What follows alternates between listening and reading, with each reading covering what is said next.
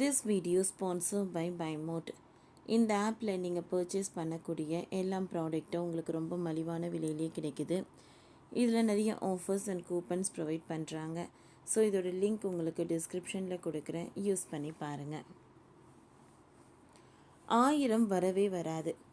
இந்த தப்பை மட்டும் செஞ்சிடாதீங்க. மகளிர் உரிமை தொகை புதிய விண்ணப்பத்தில் கவனம்.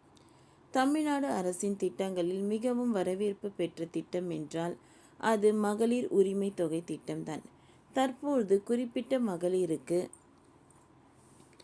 மகளிர் உரிமை தொகை வழங்கப்படும் நிலையில் விண்ணப்பித்த அனைவருக்கும் மகளிர் உதவித்தொகை 3 மாதங்களில் வழங்கப்படும் எனவும் இதற்கான பயணிகளில் தீர்வு தொடங்கியுள்ளதாகவும் தமிழ்நாடு நிதி அமைச்சர் தங்கம் தென்னரசு கூறியிருந்தார். இதையடுத்து ஏற்கனவே விண்ணப்பித்தவர்கள் பட்டியலில் இருந்து புதிய பயணிகள் தேர்வு செய்யப்பட்டு வருகின்றனர். சிலர் புதிதாக விண்ணப்பிக்க இருக்கும் நிலையில் விண்ணப்பத்தில் சிறிய தவறு செய்தாலும் பணம் கிடைக்காமல் போய்விட வாய்ப்பிருப்பதாக கூறுகின்றனர். முன்னாள் முதல்வர் கலைஞர் மறைந்த பிறகு 2021 திமுக தலைவரான தான் சந்தித்த முதல் தோல்வியிலேயே வெற்றி பெற்று முதல்வராக பதவியேற்றார் மு.க.ஸ்டாலின். தேர்தலில் வெற்றி பெற திமுக அளித்த வாக்குறுதிகள் மிக முக்கிய ஒன்றாக பார்க்கப்பட்டது. குறிப்பாக விடியல் பேருந்து பயண திட்டம், மாதம் 1000 ரூபாய் வழங்கப்படும் என அறிவிக்கப்பட்ட கலைஞர் மகளிர் உரிமை தொகை திட்டம் பெரிய அளவில் கை கொடுத்தது. தொடர்ந்து திமுக ஆட்சி அமைப்பது நிலையில் நிதிநிலை உள்ளிட்டவற்றில் உடனடியாக இந்த திட்டத்தை ஆரம்பிக்கவில்லை. பின்னர் தமிழகத்தில் கடந்த 2013ஆம் ஆண்டு செப்டம்பர் மாதம் முதல் தகுதியுள்ள குடும்ப தலைவிகளுக்கு கலைஞர் மகளிர் உரிமை தொகை திட்டம் வழங்கப்பட்டது. இதன் பிறகு சுமார் 1,16,00,000 பயணிகளுக்கு மாதம் தோறும் ரூபாய் 1000 அவரவர் வங்கி கணக்கில் நேரடியாக வரவு வைக்கப்பட்டது.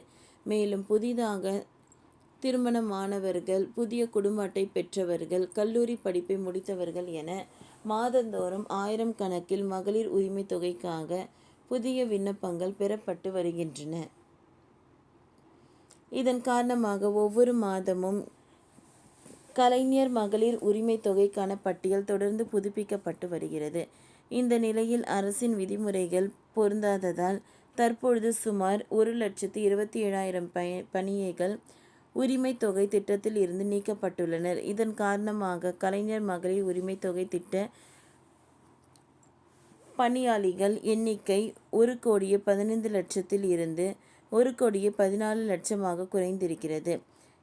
அதிக வருமானம், நிலம் வாங்குதல், அரசு பணிகளில் சேர்ந்தவர்கள், உயிரிழப்பு உள்ளிட்ட காரணங்களால் பயனாளிகள் தகுதி நீக்கம் செய்யப்பட்டுள்ளனர்.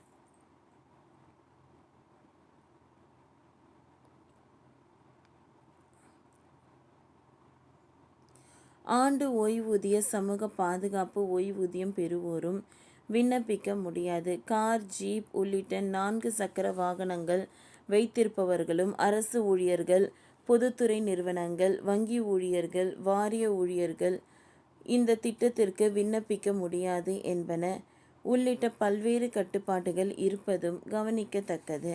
ஓகே ஃப்ரெண்ட்ஸ், இந்த வீடியோ உங்களுக்கு யூஸ்ஃபுல்லாக இருந்ததுன்னா லைக் பண்ணுங்கள், ஷேர் பண்ணுங்கள், சப்ஸ்கிரைப் பண்ணுங்கள். தேங்க்யூ.